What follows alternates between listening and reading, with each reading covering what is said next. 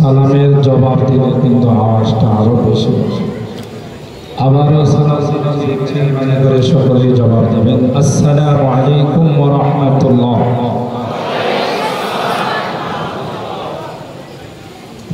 আলহামদুলিল্লাহ আলহামদুলিল্লাহি ওয়া কাফা ওয়া সালামুন আলা ইবাদিহিল্লাযীনা ইসতাফা। أما بعد فقد قال الله تبارك وتعالى في كلامه المجيد وفي فرقانه الحميد. أعوذ بالله من الشيطان الرجيم. بسم الله الرحمن الرحيم. ونريد أن نمن على الذين استضعفوا في الأرض ونجعلهم أئمة ونجعلهم الوارثين.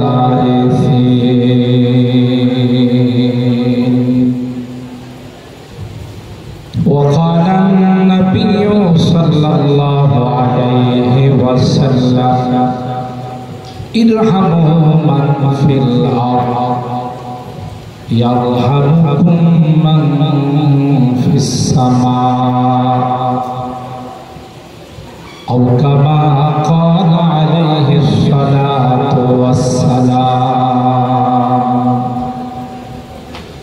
بارك الله لنا ولكم في القرآن العظيم ونفعنا وإياكم بالآيات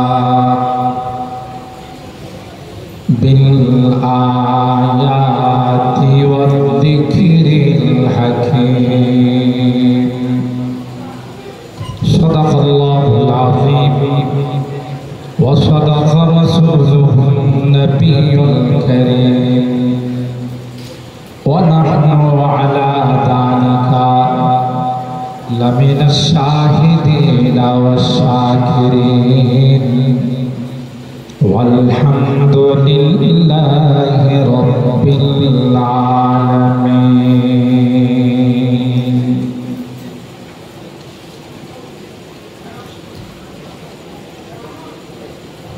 محبতের সাথে সকলে দুরূদ শরীফ পড়ে। اللهم صل على محمد وعلى آل محمد كما صليت على إبراهيم وعلى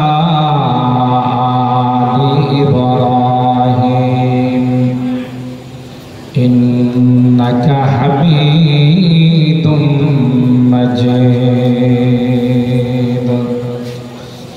اللهم بارك على محمد وعلى آل محمد كما باركت على إبراهيم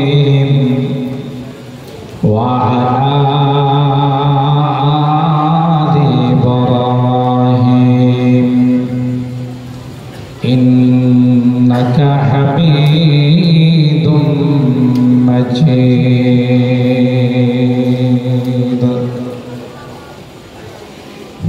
আলহামদুলিল্লাহ সুম্মা আলহামদুলিল্লাহ। ঐতিহ্যবাহী নিয়ামতপুর ইমাম উলামা ঐক্য পরিষদের উদ্যোগে আয়োজিত অষ্টম বার্ষিক ইসলামী মহাসম্মেলনের সম্মানিত সদস্য हजरत उलमाए किराम, बेरादरानी इस्लाम, पर्दार आड़ालेर मा ओ बोनेरा, अल्लाह पाकेर दरबारे लाखों कोटी शुक्रिया जे रब्बे कायनात এই দুর্যোগপূর্ণ আবহাওয়ার মধ্যে বৃষ্টি বাদল উপেক্ষা করে আজকের ইমাম উলামা ঐক্য পরিষদের ডাকে সাড়া দিয়ে বিভিন্ন এলাকা থেকে দূরদরাজ থেকে আমরা যারা এই কোরআনের মাহফিলে আসতে পেরেছি, এই জন্য রব্বে করিমের দরবারে অন্তরের অন্তঃস্থল থেকে কালিমাতুশ শুকর আদায় করে জোরে সোরে বলি আলহামদুলিল্লাহ। আর একটু জোরে বলি আলহামদুলিল্লাহ। একটা কথা মনে রাখবেন, শ্রোতাদের আগ্রহের উপর, ইখলাসের উপর বক্তাদের আলোচনা। শ্রোতারা যদি ইখলাসের সাথে আগ্রহের সাথে বসে, তাইলে যারা আলোচক তাদের ভিতর থেকে আল্লাহ এমন কিছু কথা বের করে দেয় যেগুলো হিদায়াতের কারণ হয়। এই জন্য আপনাদের যে সময়টুকু আপনারা বসবেন, আগ্রহের সাথে মাঝে মধ্যে কিছু কথা বলবেন, হয়তো আল্লাহ তাআলা এমন কিছু কথা আমাদের জবান দিয়ে বের করে দিবেন যে কথাগুলো ইহকাল এবং পরকালের জন্য নাজাতের ওসিলা হয়ে যাবে ইনশাআল্লাহ। ইতিমধ্যে বিজ্ঞ উপস্থাপক, বিজ্ঞ ভূষণ আপনাদের মাঝে এলান করেছে আজকের মাহফিলের যিনি মধ্যম প্রধান আকর্ষণ, অনেক বুজুর্গ আল্লাহ ওয়ালাদের নেক নজর সুহবত সুলতানুল ওয়াইজি কারা নির্যাতিত মজলুম আলেম হযরতুল আল্লামা খালিদ সাইফুল্লাহ আইয়ুবী দামাত বারাকাতুহু অনেক আগে আমাদের মাঝে উপস্থিত হয়ে গেছেন। আলহামদুলিল্লাহ বলি জোরে বলি আলহামদুলিল্লাহ। খুশি না বেজা? সুলতানুল ওয়াইজিন নিয়ামত করে কদম রাখাতে আপনারা খুশি না বেজা? আরো জোরে বলতে হবে। হয় না? পিছনের ওরা কয় নাই। সকালে বলুন খুশি না বেজা? আল্লাহ আমাদের আশা বসাকে কবুল করুন, আমিন বলুন। মূল আলোচনা হযরত করবে। এর আগে আমি আপনাদের খিদমতে যেহেতু ঢাকা থেকে উপস্থিত হয়েছি, আজকের মাহফিল যেহেতু নিয়ামতপুর ইমাম উলামা ঐক্য পরিষদের উদ্যোগে আয়োজিত, তাই আমি সূরা আল কাসাস এর 5 নম্বর আয়াত, ছোট্ট একখানা আয়াত আপনাদের খিদমতে তেলাওয়াত করেছি। যে আয়াতের মধ্যে ইমামদের আলোচনা আল্লাহ তাআলা করেছেন, وَنَجْعَلَ أَئِمَّةً وَنَجْعَلَ الْوَارِثِينَ। আইম্মা এটা ইমাম না, বহুবচন। সলাতে ইতিবাস হিসাবে উলামায়ে কেরাম বুঝবেন আমার এই আয়াতে কারিমা তেলাওয়াত। দ্বিতীয় নম্বর সরকারে দুআ महबूब किबरिया सैयदुल कौनैन सैयदुल सकलैन हजरत मुहम्मदुर रसूलुल्लाह सल्लल्लाहु ताआला अलैहि ওয়াসাল্লাম অসংখ্য হাদিস থেকে ছোট্ট একখানা হাদিস পাঠ। আপনাদের এলাকার নাম হলো নিয়ামত মানে হলো আল্লাহর পক্ষ থেকে ihsan অবদান, আর পুর মানে হলো পরিপূর্ণ। এই কথা জানা যাবে যে আল্লাহ তাআলা এই নিয়ামত করে অনেক নিয়ামত দিয়েছেন, তার মধ্যে সবচেয়ে বড় নিয়ামত যে নিয়ামত ঈমানী নিয়ামত, যে নিয়ামত ইসলামের নিয়ামত, সেটা হলো জাতির রাহবার, জাতির মাথা হযরত উলামায়ে কেরাম। আল উলামা ওয়ারাসাতুল আমবিয়া। রাসূল পাক সাল্লাল্লাহু তাআলা আলাইহি ওয়াসাল্লাম ইরশাদ করেন, উলামায়ে কেরাম হলো নবীদের ওয়ারিস। শুধু আমার ওয়ারিস বলেন না, যে আল উলামা ওয়ারাসাতি বলে, ওয়ারাসাতুল আমবিয়া। সকল নবীদের ওয়ারিস, উত্তরাধিকার। কিসের? কোন ধন সম্পদের নয়, টাকা পয়সার নয়। ওয়া ইন্নামা ওয়ারাসাতুল ইলম, ইলমে ওহীর ওয়ারিস, ইলমে নববীর ওয়ারিস।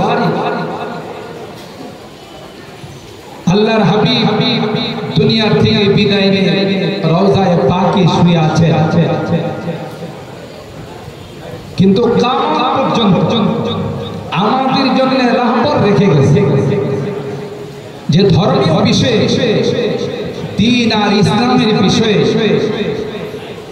তোমাদের যে কোনো জটিল সমস্যা হবে, আমার নায়েবের কাছ থেকে সেটা সমাধান করে। সুবহানাল্লাহ।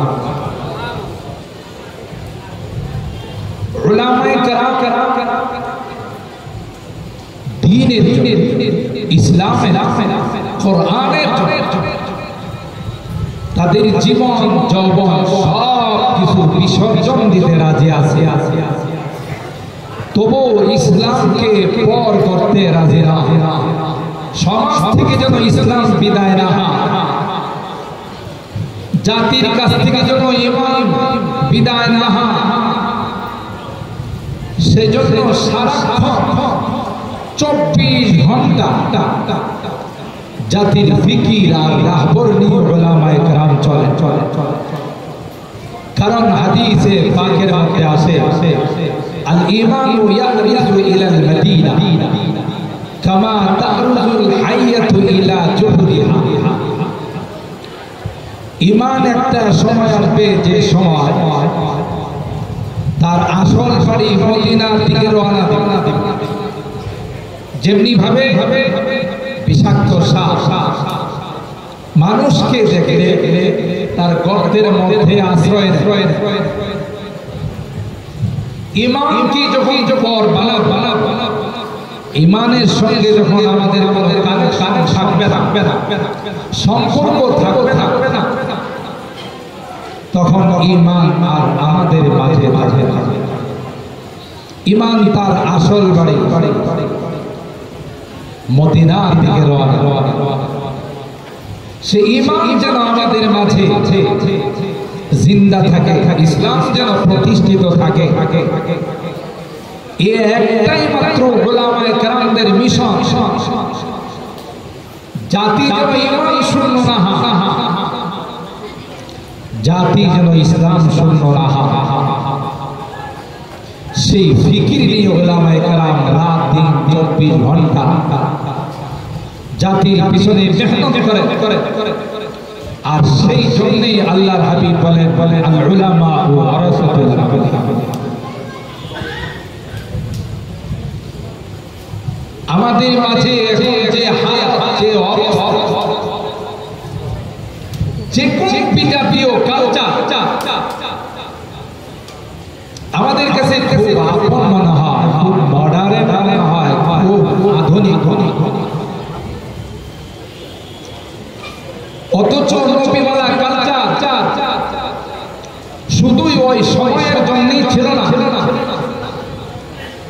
কিয়ামত পর্যন্ত আনে আয়া উম্মতের জন্য আল্লাহর হাবিব তার পবিত্র জীবন আদর্শ, পবিত্র সুন্নাহগুলো আমাদের মাঝে রেখে গিয়েছে। বর্তমান সময়ের বৈজ্ঞানিকরা, দার্শনিকরা আমার রাসূলের প্রতিটা সুন্নত নিয়ে চুল চেরা বিশ্লেষণ করে। এরা দেখে আল্লাহর হাবিবের প্রত্যেকটা সুন্নত মানব দেহের জন্য, মানব জাতির জন্য যেমনি ভাবে পরকালীন উপকারী, ঠিক তদ্রুপ দুনিয়ার লাইনেও দেহের জন্য অনেক বড় উপকারী একটা সুন্নত। সুবহানাল্লাহ। তো সেই সুন্নাত যেন আমাদের মাঝে জিন্দা থাকে, আমরা যেন সুন্নাত হারা না হয়, আমরা যেন বিজাতীয় কালচারকে আমাদের জন্য আপন মনে না করি। যতই সুন্দর হোক, এই বিজাতীয় কালচারের মধ্যে কোনো কল্যাণ, বিজাতীয় কালচারের মধ্যে কোনো ফালাহ আর সফলতা আল্লাহর হাবিবের পবিত্র জীবন আদর্শের মধ্যে। আর সেই জন্যই সূরাতুল আহজাবের 21 নম্বর আয়াতে আল্লাহ তাআলা বলেন, লাকাদ কানা লাকুম ফি রাসূলিল্লাহি উসওয়াতুন হাসানাহ। আমার হাবিবের জীবন আদর্শের মধ্যে, তার গোটা জিন্দেগীর মধ্যে আমি আল্লাহ তোমাদের জন্য উত্তম আদর্শ রেখে দিই।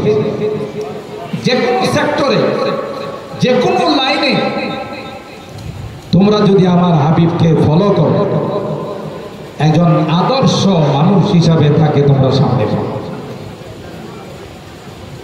সেই জন্যই আল্লাহ হাবিব সাল্লাল্লাহু তাআলা আলাইহি ওয়াসাল্লাম গোটা কোরআনে কারীমের বাস্তব নমুনা ছিলেন। আম্মাজান আয়েশা সিদ্দিকা রাদিয়াল্লাহু তাআলা আনহাকে যখন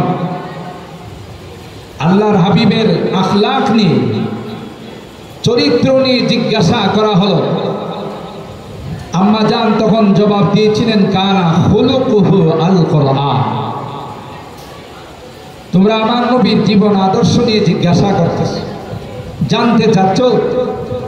গোটা কোরআনে কারীম বিসমিল্লাহর বাদ থেকে নিয়ে সূরা নাসের সিন পর্যন্ত গোটা কোরআনে কারীম হলো আল্লাহর হাবিবের পবিত্র জীবন আদর্শ। সুবহানাল্লাহ। আল্লাহর হাবিব কোরআনে কারীমকে বাস্তব জীবনে রূপ দিয়েছেন। কোরআনে কারীমে আল্লাহ তাআলা যা ইরশাদ করেছেন, তার বাস্তব রূপদাতা হলেন আল্লাহর হাবিব সাল্লাল্লাহু তাআলা আলাইহি ওয়াসাল্লাম। আল্লাহ পাক কোরআনে কারীমে ইরশাদ করেছেন, আকিমুস সালাত, তোমরা নামাজ কায়েম করো। আর সেই নামাজ বাস্তবে আল্লাহর হাবিব পড়ে আমাদেরকে শিক্ষা দিয়েছেন, এইভাবে নামাজ পড়তে হবে। সাল্লু কামা রাআইতুমুনি উসাল্লি,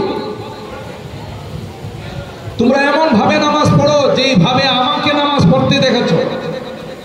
আমি যেইভাবে তোমাদেরকে ওযু করে বাস্তব রূপ তোমাদের সামনে পেশ করেছি, আমি নামাজ পড়ে বাস্তব রূপ তোমাদের সামনে পেশ করেছি, তোমরা সেইভাবে নামাজ পড়ো।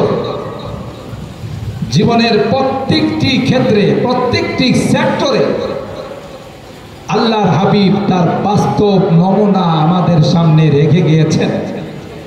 আর এই জন্যই আম্মাজান জবাব দিয়েছেন, কানা খুলুকুহু আল কোরআন। গোটা কোরআনে কারীম হলো আল্লাহর হাবিবের পবিত্র জীবন আদর্শ। সুবহানাল্লাহ। বিজাতীয় কালচার আমাদের ইহকালীন এবং পরকালীন কোন সময়ের জন্যই উপকারী না, বরং আমাদের সব দিক দিয়েই ক্ষতিকর হলো এই সকল বিজাতীয় কালচার। আমাদের সমাজে যারা একটু আধুনিক হয়, ওদের দেখবেন ডান হাত ব্যবহার বন্ধ হয়ে যায়। আপনাদের নিয়ামতপুরে না, আমার ঢাকাতে আছে। যারা একটু উচ্চ শিক্ষিত হয়, এরা দেখবেন ডান হাত ব্যবহার কম করে, বাম হাতটা একটু আগে আগে চলে। ঠিক না বেঠি? চা খায় বাম হাতে, কলা খায় বাম হাতে, বিস্কুট খায় বাম হাতে। কাউকে কিছু দেওয়ার দরকার হলে সেটাও কি ঠিক বললাম? অথচ আল্লাহর হাবিব আমাদেরকে জানিয়ে দিয়েছেন, ইন্না শাইতানা ইয়াকুলু বিশিমাল, যে শয়তান বাম হাতে খায়। তাইলে আমি যদি বাম হাতে সব কিছু গ্রহণ করি, অথচ হাদিসের মধ্যে আসছে আল্লাহ এবং আল্লাহর রাসূল ইউহিব্বুত তায়ামুনা ফি কুল্লি শাই, প্রত্যেকটি বস্তুর মধ্যে ডানকে পছন্দ করেছেন। যেগুলো উন্নত উত্তম এগুলো ডান হাতে শুরু করবে, ডান হাতে দিবে, আর যেগুলো তুলনামূলকভাবে অনুত্তম এগুলো বাম হাতে করবে। আমরা এখন দেখা যায় বিজাতিরা বাম হাতে করে, আমরাও সব বাম হাতে করি। বিজাতিরা দাঁড়িয়ে দাঁড়িয়ে প্রস্রাব করে, আমরাও দাঁড়িয়ে দাঁড়িয়ে প্রস্রাব করি। অথচ হাদিসের মধ্যে আসছে মা বালা রাসূলুল্লাহ সাল্লাল্লাহু আলাইহি ওয়াসাল্লাম কায়িমান কাত, জীবনে কোনোদিন আল্লাহর হাবিব দাঁড়িয়ে পেশাব করেন নাই। বৈজ্ঞানিকরা সবগুলো রিসার্চ করে আমাদের সামনে এখন ফলাফল বের করতেছে, যে মানুষটা বসে পেশাব করে আর যে মানুষটা দাঁড়িয়ে পেশাব করে, তাদের স্টাডি রেজাল্ট হলো যারা সবসময় দাঁড়িয়ে পেশাব করে অভ্যস্ত, একটা সময় আসে তাদের মেরুদণ্ড নষ্ট হয়ে যায়, এর থেকে একটা হরমোন বিলুপ্ত হয়ে যায়। আর যারা বসে পেশাব করে তাদের সেটা অটুট থেকে যায়, কোনো রকমের কোনো ডিস্টার্ব হয় না। সুবহান। পুরুষ হয়ে যারা স্বর্ণ পড়ে, অথচ পুরুষের জন্য স্বর্ণ পড়া হালাল না হারাম? বলুন, হারাম। মহিলাদের জন্য স্বর্ণ পড়া হালাল। যে সকল পুরুষ স্বর্ণ পড়ে তাদের বডি থেকে একটা হরমোন বিলুপ্ত হয়ে যায়। বৈজ্ঞানিকরা, ডাক্তাররা রিসার্চ করে তার ফলাফল বের করেছে। প্রত্যেকটা সুন্নত, ইসলামী জীবন আদর্শ মানব জাতির জন্য ইহকালীন এবং পরকালীন কল্যাণ রয়েছে। সুবহানাল্লাহ। তো মুহতারাম হাজিরিন, যে কথা আপনাদের খেদমতে আমি আরজ করতে যাচ্ছিলাম, যে ইসলাম একটা সময় তার আসল বাড়িতে চলে যাবে। একজন কবি তার ভাষায় বলেন, আই খাসায়ে খাসানে রসুল ওয়াক্তে দুআ গে, আই খাসায়ে খাসানে রসুল ওয়াক্তে দুআ গে, उम्मत पे तेरी आके अजब वक्त पड़ा है।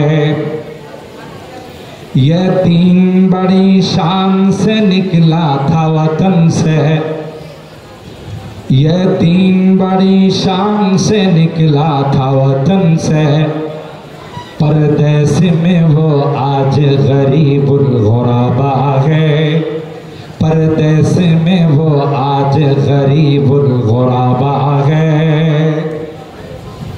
ऐ खासाने खासाए खासाने रसूल वक्त दुआ है।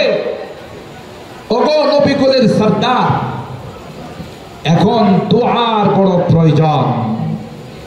দোয়ার সময় চলে আসছে। উম্মত পে তেরি আকে আজব ওয়াক্ত পড়া है। আপনার উম্মতির উপর এক কঠিন মুহূর্ত চলে আসছে, যেই ভবিষ্যৎবাণী আপনি আগে করে গেছেন যে ঈমান রক্ষা করা, ইসলাম রক্ষা করা জ্বলন্ত আমরা হাতের মধ্যে রাখার চাইতেও অনেক কঠিন হবে। সেই আখিরি যুগ, আখিরি জামানা চলে আসছে। সামান্য কিছুর কারণে ঈমানকে বিক্রি করে ফেলে এত বড় মহামূল্যবান দৌলত, সেটাকে বিক্রি করে দুনিয়ার সামান্য কিছু টাকা পয়সার জন্য, দুনিয়ার সামান্য কিছু পদ পদবীর জন্য, লোভ লালসার জন্য এমন এক কঠিন সময় আপনার উম্মতের উপরে চলে আসছে। ये दिन बड़ी शान से निकला था वतन से, বড় শান শওকত নিয়ে এই ইসলাম মক্কা মদিনা থেকে আমাদের মাঝে আসছে, কিন্তু এখন ইসলামের সঙ্গে আমাদের কোনো পরিচয় নেই, ঈমানের সঙ্গে আমাদের কোনো পরিচয় নেই, ইসলাম ওয়ালাদের সঙ্গে আমাদের কোনো সম্পর্ক নেই। আল্লাহ আমাদের হিফাজত করেছেন। এমন একটা সময় আমাদের মাঝে চলে আসছিল, ইসলামওয়ালা, ঈমানওয়ালা, আলেম ওলামাদেরকে দেখলে একটা বিরূপ প্রতিক্রিয়া সৃষ্টি হতো। কথা বলেন ঠিক না বেঠিক? এমন একটা অবস্থার সৃষ্টি হয়ে গিয়েছিল, আল্লাহ জাল্লা জালালুহু কুদরতি হাতে ওই অবস্থা থেকে আমাদেরকে মুক্ত করে দিয়েছেন। আলহামদুলিল্লাহ। এটা শুধুই সংগ্রামের ফসল নয়, আসমানের মালিকের কুদরতি হস্তক্ষেপ হয়েছিল, নচেত এই অবস্থা থেকে পরিত্রাণ পাওয়ার কোনো উপায় ছিল না। ঠিক কিনা বলেন? ये दिन बड़ी शान से निकला था वतन से, परदेस में वो आज गरीब गुरबा है। আজকে এই দিনের সাথে কোনো সম্পর্ক নেই, অথচ একজন ইমানদারের ইমানের মর্তবা, ইমানের দাম, ইন্নাল্লাযীনা কাফারু লা ইউকবালা মিন আহাদিহিম মিলউল আরদ যাহাবা ওয়ালা বিফতাদার উলাইকা লাহুম আযাবুন আলীম ওয়া মা লাহুম মিন নাসির। একটা রিকশাওয়ালা, একটা ভ্যান চালক, একটা দিন মজুর, তার ইমানের এত দাম, ইমানের এত মূল্য, গোটা বিশ্ব যদি স্বর্ণ রূপা দিয়া পরিপূর্ণ করে দেওয়া হয়, আর কাউকে যদি তার মালিক বানিয়ে দেওয়া হয়, সে যদি কিয়ামতের কঠিন ময়দানে তার ইমানের বিনিময়ে আল্লাহর দরবারে পেশ করে, লা ইউকবালা মিন আহাদিহিম, আল্লাহ বলেন একজন রিকশাওয়ালার ইমানের বিনিময় গোটা পৃথিবীর স্বর্ণ রূপা দেওয়া হবে না। সুবহানাল্লাহ। সেই ইমানের দাম আমাদের বুঝে আসে না। এমন এমন কাজ, এমন এমন কথা আমাদের দ্বারা বের হয়ে যায় যে মুহূর্তের মধ্যে আমাদের ইমান বিদায় হওয়ার উপক্রম হয়ে যায়। তো মোহতারাম, আমার এই ভূমিকার উদ্দেশ্য হলো যে উলামায়ে কেরাম জাতি যেন ইমান হারা না হয়, জাতি যেন সুন্নত হারা না হয়, এই জন্য উলামায়ে কেরাম সারাক্ষণ জাতিকে নিয়ে ফিকির করে। যখনই কোনো বাতিল, ইমান বিধ্বংসী কোনো আন্দোলন জাতির মধ্যে মাথা চাড়া দিয়ে ওঠে, সর্বপ্রথম যারা ময়দানে আওয়াজ তুলে স্লোগান লাগায়, এরা হলো জাতির রাহবার হযরতে উলামায়ে কেরাম। কথা বলে ঠিক কিনা? উলামায়ে কেরাম ময়দানে নামে আওয়াজ তুলে যেন জাতিকে ইমান হারা করা না যায়। আমি যে আয়াতে কারিমা তিলাওয়াত করেছি, এই আয়াতে কারিমা 20 নম্বর পারা, সূরা আল কাসাস এর 5 নম্বর আয়াত। এই সূরার মধ্যে এর আগে আল্লাহ তাআলা মিস্টার ফেরাউনের আলোচনা করেছেন। ইন্না ফিরআউনা আলা ফিল আরদ ওয়া জাআলা আহলাহা শিয়া'আন ইস্তাদঈফু তাইফাতাম মিনহুম ইউযাব্বিহু আবনাআহুম ওয়া ইস্তাহয়ী নিসাআহুম ইন্নাহু কানা মিনাল মুফসিদিন। আল্লাহ তাআলা ফেরাউনের ঘটনা বর্ণনা করে এখানে আমাদেরকে জানান দিচ্ছেন যে ফেরাউন দুনিয়ার পদ পদবি পাওয়ার পর একটা পর্যায়ে এতটাই বেপরোয়া হয়ে গিয়েছিল ফেরাউন, আপনারা জানেন একটা পর্যায়ে নিজেকে রব দাবি করেছে। নাউজুবিল্লাহ করেন না? কি দাবি করছে? শুধু রব না, রব্বে আলা ফাহাশারা ফানাদা ফাকালা আনা রাব্বুকুমুল আ'লা। নিজেকে বড় রব দাবি করেছিল।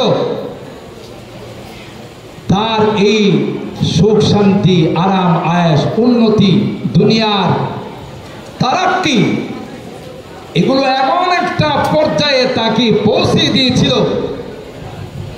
যে নিজেকে নিজে রব দাবি করতে বাধ্য হয়েছে। মুফাসসিরিনে কেরাম তার আরেকটা কারণ লেখেন, খুব খেয়াল করবে। ফেরাউনের কোনো অসুখ বিসুখ হতো না। সাধারণভাবে মানুষের ঠান্ডা লাগলে কাশি হয়, জ্বর হয়। ফেরাউনের কোনো অসুখ বিসুখ হতো না। এটাকে পুঞ্জি করে ইবলিস তাকে ধোঁকা দিল যে দেখো তোমার কি কোনোদিন কোনো অসুখ বিসুখ হয়, পেটের ট্রাবল, জ্বর, সর্দি, কাশি? ফেরাউন বলল না। অন্যান্য মানুষের হয় না? বলে হ্যাঁ। তাইলে তোমার হয় না, অন্যান্য মানুষের হয়, বোঝা গেল তুমি কোনো সাধারণ মানুষ না। যদি হতে তাইলে তোমার অসুখ বিসুখ হতো, যেহেতু হয় না, বোঝা গেল তুমি অন্যান্য মানুষের মতো মানুষ নয়। ফেরাউন ইবলিসকে জিজ্ঞাসা করে, তাইলে আমি কি? কয়, আমার কাছে তো তোমাকে খুদা খুদা মনে হয়। নাউজুবিল্লাহ করেন না। রব মনে হয়, খুদা মনে হয়। ফেরাউন কয়, কথাটা খারাপ কও নাই, আমারও এরকমই মনে হচ্ছিল, কিন্তু কোনো সহযোগী পাচ্ছিলাম না। এবার তুমি যেহেতু বলছো, তাই আমি নিজেই রব। নাউজুবিল্লাহ। আল্লাহ পাক যখন কাউকে ভালোবাসে, আল্লাহ পাক যখন কাউকে মহব্বত করে, কারো সঙ্গে যখন আল্লাহ পাকের সম্পর্ক হয়ে যায়, আল্লাহ পাক তাকে বিভিন্ন বালা মুসিবত দিয়ে, অসুখ বিসুখ দিয়ে পরীক্ষা করে। আর যার সঙ্গে আল্লাহর কোনো ভাব নেই, আল্লাহর সঙ্গে যার কোনো মহব্বত আর ভালোবাসা নেই, একে আল্লাহ পরীক্ষা নিরীক্ষার সম্মুখীন করেন না। তার রশিটা আল্লাহ পাক ছেড়ে দেন। সানাস্তাদরিজুহুম মিন হাইসু লা ইয়ালামুন ওয়া উমলি লাহুম ইন্না কাইদি মাতিন। আল্লাহ তাআলা তার রশি ছেড়ে দেন, সে বুঝতেও পারে না। উন্নতির যত রাস্তা আছে, উন্নতির সমস্ত রাস্তাগুলো তার সামনে ওপেন করে দেওয়া হয়, খুলে দেওয়া হয়। সেও একটা পর্যায়ে উন্নতির পর উন্নতি, উন্নতির পর উন্নতি ছিল। টুকায় ছিল একটা হিরণখোর, এখন এলাকার এমপি, মন্ত্রী, এলাকার গডফাদার, বিশাল টাকা পয়সার মালিক। তখন সে বেপরোয়া হয়ে যায়, অপ্রতিরোধ্য হয়ে যায়। একটা সময় আল্লাহ তাআলা তাকে এমন ভাবে টান দেন, তাওবা পর্যন্ত তার নসিব হয় না। নাউজুবিল্লাহ। ফালাম্মা নাসু মা যুকিরু বিহি ফাতাহনা আলাইহিম আবওয়াবা কুল্লি শাই হাত্তা ইযা ফারিহু বিমা উতু আখাযনাহুম বাগতাতান ফাইযা হুম মুবলিসুন। আল্লাহ পাক বলেন, যখন আমাকে ভুলে যায়, আমার হুকুম আহকামগুলোকে যখন ভুলে যায়, নামাজ পড়ে না, রোজা রাখে না, আল্লাহ ওয়ালাদের কাছে যায় না, আল্লাহর কোনো হুকুম আহকাম মানে না, আল্লাহ বলেন একটা পর্যায়ে তার দুনিয়ার উন্নতির সমস্ত লাইনগুলো আমি আল্লাহ তার সামনে খুলে দেই। যেই দিকে হাত দেয় সেদিকে শুধু উন্নতি আর উন্নতির দোয়ার খুলে যায়। যেখানে হাত দেয় সেখানেই তার উন্নতি আর উন্নতি। হাত্তা ইযা ফারিহু বিমা উতু আখাযনাহুম বাগতাতান ফাইযা হুম মুবলিসুন। আল্লাহ বলেন, চরম পর্যায়ে যখন পৌঁছে যায়, তখন আমি আল্লাহ হঠাৎ করে তাকে পাকড়াও করি, হঠাৎ করে তাকে ধরে নিই। ওই বদবখত বদনসিবের তাওবা পর্যন্ত নসিব হয় না। সবচাইতে বড় বদনসিব, হতভাগা, যার মৃত্যুর আগে তাওবা নসিব হয় না, ঈমান নসিব হয় না, এটার একমাত্র কেবলমাত্র শুধুমাত্র কারণ হলো যে দুনিয়ার উন্নতি তার একের পর এক আসতেই ছিল, আল্লাহর হুকুম আহকাম মানা ছাড়া। আল্লাহ বলেন এটা তার অত্যন্ত খারাপ লক্ষণ যে আল্লাহর হুকুম আহকাম মানা ছাড়া যাদের শুধু দুনিয়ার উন্নতি আসতেই থাকে, একটা সময় এমন আসে আমি আল্লাহ হঠাৎ করে তাকে পাকড়াও করি, তার তাওবা পড়ার পর্যন্ত সুযোগটুকু তার ভাগ্যে নসিব হয়। যেমনটা ফেরাউনের হয়েছে। ফেরাউন খোদা দাবি করছে, আল্লাহ তাকে ধরে নাই, সুযোগ দিয়েছেন, জুলুমের উপর জুলুম ফেরাউন করেছে। ওয়াইয নাজ্জাইনাকুম মিন আলি ফিরআউন ইয়াসুমুনাকুম সুআল আযাব ইউযাব্বিহুনা আবনাআকুম ওয়া ইস্তাহয়ুনা নিসাআকুম বনি ইসরাইলদের ছেলে সন্তানদেরকে পাইকারি ভাবে হত্যা করা শুরু করলো। মেয়ে সন্তানদের উপরে নির্যাতন, বিভিন্ন ভাবে তাদের উপরে টর্চারিং আর নির্যাতন শুরু হলো। একটা পর্যায়ে আল্লাহ পাক হযরত মুসা আলাইহিস সালামকে বললেন, আনি আন আসরি বি ইবাদি ইন্নাকুম মুত্তাবাউন, রাতের আধারে আপনি বনি ইসরাইলদেরকে নিয়ে লোহিত সাগর পাড়ি দেওয়ার জন্য সাগরের পাড়ে চলে যান। হযরত মুসা আলাইহিস সালাম বনি ইসরাইলদেরকে নিয়ে রাতের আধারে চলে গেলেন। ওখানে গিয়ে বনি ইসরাইল হযরত মুসা আলাইহিস সালামকে বললেন, ফালাম্মা তারা আল জামআন قال اصحاب موسى إنا لمدركون, হে মুসা, পিছন দিয়ে ফেরাউনের বাহিনী আসতেছে আর সামনে হলো সাগর, আমাদের তো মৃত্যু ছাড়া কোনো বিকল্প নাই। হযরত মুসা আলাইহিস সালাম তাদেরকে বলেছিলেন, ক্বালা কাল্লা ইন্না মাইয়া রাব্বি সায়াহদিন, অসম্ভব, এমনি এখানে আমরা আসি নাই, মালিকের অর্ডারে আমরা এখানে আসছি, বিধায় তিনি আমাদেরকে ফেরাউনের হাতে বা সাগরে ডুবিয়ে আমাদেরকে তিনি মারবেন না, তিনি অবশ্যই আমাদেরকে সাহায্য করবেন। হযরত মুসা আলাইহিস সালামকে আল্লাহ বলেন, আনিদরিব বিআসাকাল বাহর, আপনি সমুদ্রের মধ্যে লাঠি দিয়ে আঘাত করেন। সাথে সাথে 12টা কার্পেটিং রাস্তা সেতু আল্লাহ বানাই দিলেন। হযরত মুসা আলাইহিস সালাম বনি ইসরাইলদেরকে নিয়ে সাগর পাড়ি দিয়ে উপরে চলে গেলেন। পিছন দিয়ে ফেরাউন আসলো, তার দলবল নিয়ে, তার বাহিনী নিয়ে ফেরাউন আসলো। আসার সময় তিনি দেখেন যে লোহিত সাগরের মধ্যে এখনো ওই রাস্তাগুলো নষ্ট হয় নাই, ব্রিজগুলো এখনো ভাঙে নাই। তার সকল বাহিনীকে অর্ডার দিল, আর কি বলছে জানেন? সে বলে যে দেখো আমি কত পাওয়ারফুল বাদশা, মিশরের রাজ সিংহাসনে বসে আমি শুধু ইশারা করেছি, সাগরের মধ্যে 12টা পদ্মা সেতু হয়ে গেছে, এটা আমার পাওয়ার। আলাইসা লি মুলকু মিসরা ওয়া হাদিহিল আনহারু তাজরি মিন তাহতি আফালা তুবসিরুন আম আনা খায়রুম মিন হাযাল্লাযী হুয়া মাহিন ওয়া লা ইয়াকাদু ইউবিন। এরপরেও কি তোমরা আমার ক্ষমতা বুঝো না? এই মুসার কথা মতো তোমরা চলো, আমি কত পাওয়ারফুল। সিংহাসন থেকে ইশারা করলাম, সাগরের মধ্যে কার্পেটিং রাস্তা হয়ে যা, সাগরের মধ্যে সেতু হয়ে যা। অথচ এই সেতু কি ওই বানাইছেন? আল্লাহ বানাইছেন, বানাইছেন আল্লাহ।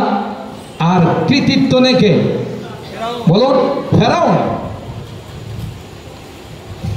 আল্লাহ পাক রব্বুল আলামিন ওইগুলোকে অটুট রেখে দিলেন। ফেরাউন তার বাহিনী নিয়ে যখন মাঝখানে চলে গেছে, মাঝ সাগরে, আল্লাহ তাআলা এই সেতুগুলোকে, রাস্তাগুলোকে অর্ডার দিলেন যে তোমরা আপসে মিলে যাও, আর দরকার নেই। সবগুলোকে পানিতে ডুবে আল্লাহ তাআলা তাদেরকে বিনা হিসাবে জাহান্নামে পাঠাইছে।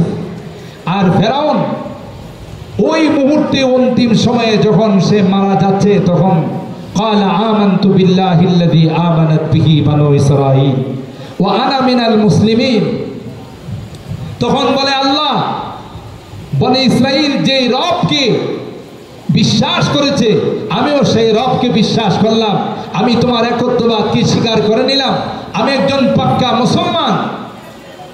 আল্লাহ পাক তখন ফেরাউনকে কি জবাব দিয়েছে? আন وقد عصيت قبل وكنت من المفسدين। আল্লাহ পাক ফেরাউনকে ডাক দিয়ে বলেছিলেন, একদিন নয়, 2 দিন নয়, বহুদিন পর্যন্ত তোমাকে সুযোগ দিয়েছিলাম, কিন্তু ফেরাউন তোমার কপালে ঈমান নাই। তোমার কাছে মুসা পয়গম্বরকে আমি ঈমানের দাওয়াত দেওয়ার জন্য প্রেরণ করেছিলাম, তুমি সেই দাওয়াত গ্রহণ করো নাই, বরং উল্টা মুসা পয়গম্বরকে তুমি প্রশ্ন করেছিলে, ক্বালা ফামান রাব্বুকুমা ইয়া মুসা, ক্বালা রাব্বুনাল্লাযী আ'তা কুল্লা শাইইন খালাকাহু সুম্মা হাদা। যেই রবের দাওয়াত দেওয়ার জন্য তুমি আসলা এ মূসা আর হারুন? কে রে তোমাদের সেই রব, পরিচয় দাও। হযরত মূসা পয়গম্বর জবাব দিয়েছিলেন, ক্বালা রব্বুনাল্লাযী আতা কুল্লা শাইইন খালকাহু সুম্মা হাদা। আমার রব হলেন তিনি শুধু সৃষ্টি করে, শুধু বানিয়ে তিনি ছেড়ে দেন না, বানানোর পর দুনিয়াতে চলার জন্য যা যা দরকার সবকিছু তিনি শিক্ষা দিয়ে তাকে দুনিয়ার জমিনে পাঠান। তাফসীরের মধ্যে আসে তাফসীরে মারিফুল কোরআন, আল্লামা ইদ্রিস কান্দলবী রাহমাতুল্লাহ আলাইহি যে তাফসীরে মারিফুল কোরআন লিখেছেন, যখন ফেরাউন কলমা পড়তেছিল, ঈমানের দাবি করতেছিল, আল্লাহ ওয়া আনা মিনাল মুসলিমিন, আমি একজন পাক্কা ঈমানদার, হযরত জিবরাইল আমিন সাগরের নিচের থেকে কিছু কাদা হাতে নিয়ে ফেরাউনের মুখের মধ্যে চাপ দেয়া ধরে বলে, আবার যদি বলবে তুই মুসলমান, একটা বার যদি তুই ঈমানের দাবি করবে, একটা থাপ্পড় দিয়া 32টা দাঁত ধরে ফেলে দিব।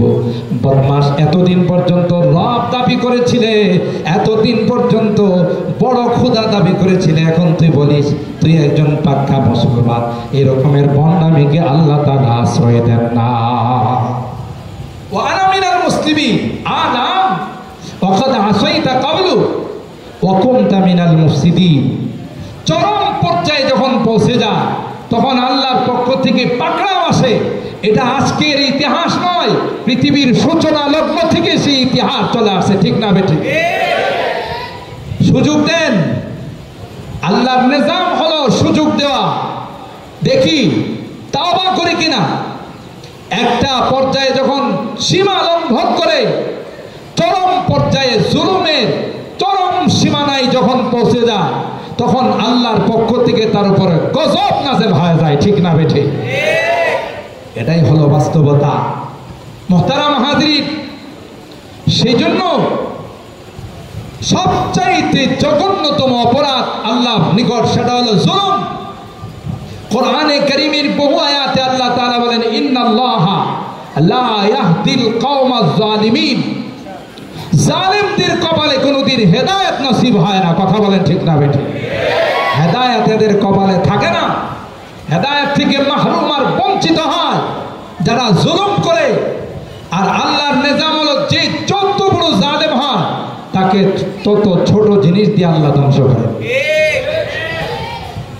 আপনারা নমরুদের ঘটনা জানেন, একটা প্রতিবন্ধী মশা দিয়া তাকে দুনিয়া থেকে আল্লাহ বিদায় করছেন, ঠিক কিনা? আব্রাহা বিশাল হস্তি বাহিনী নিয়ে আসছিল ছোট ছোট পাখি দিয়ে, এই সেই মসুরির দানার মতো পাথর নিক্ষেপ করে আল্লাহ তাআলা তার সব কিছুকে, হস্তি বাহিনীকে ফাজআলাহুম কাআসফিম মাকুল, মাটির সঙ্গে মিশিয়ে দিয়েছেন। হতে হতে হতে হতে আসলা আবু জাহেল। সেই আবু জাহেল মক্কার সবচেয়ে পাওয়ারফুল লিডার, তার কথা মতো সবাই উঠে বসে। আপনারা হাদিস খুলে দেখুন, বুখারী শরীফ খুলে দেখুন, সেই ইসলামের প্রথম যুদ্ধ বদরের যুদ্ধ, সেই যুদ্ধের মধ্যে আল্লাহ পাক আবু জাহেলকে দুনিয়া থেকে বিদায় করেছেন দুইটা পিচ্চিকে দিয়া, ঠিক কিনা বলে? মুআদ আর মুআওয়াদ, দুই ভাই। এটা নাবালেগ ছোট বাচ্চা, মার কাছ থেকে বিদায় নিয়ে আসছে মা। এই যুদ্ধের মধ্যে আল্লাহর নবীর সবচেয়ে বড় দুশমন আবু জাহেল আসতেছে, তুমি আমাদেরকে দোয়া দিয়ে দাও, দুই ভাই মিলে তাকে দুনিয়া থেকে বিদায় করবো। আল্লাহু আকবার বলেন, আল্লাহু আকবার। কেন বড় সাহাবী ছিলেন না? বলেন বলেন, ওই যুদ্ধের মধ্যে বড় বড় সাহাবে কেরাম ছিলেন না? তা আল্লাহ এই দুইটা পিচ্চিকে কেন নির্বাচিত করলেন? যে যত বড় দুশ্মন হয় আল্লাহ তাকে তত ছোট জিনিস দিয়ে শেষ করে। এটাই আল্লাহর বিধান। যখনই আবু জাহেলকে দেখা গেল, বাস পাখির মতো দুই ভাই তার বুকের মধ্যে ঝাঁপিয়ে পড়ল, তলোয়ার চালাইল। বুখারী শরীফ খুলো। তখন আবু জাহেল আক্ষেপ করে বলতেছিল, ফালাউ কাতালানি গায়রু আক্কা,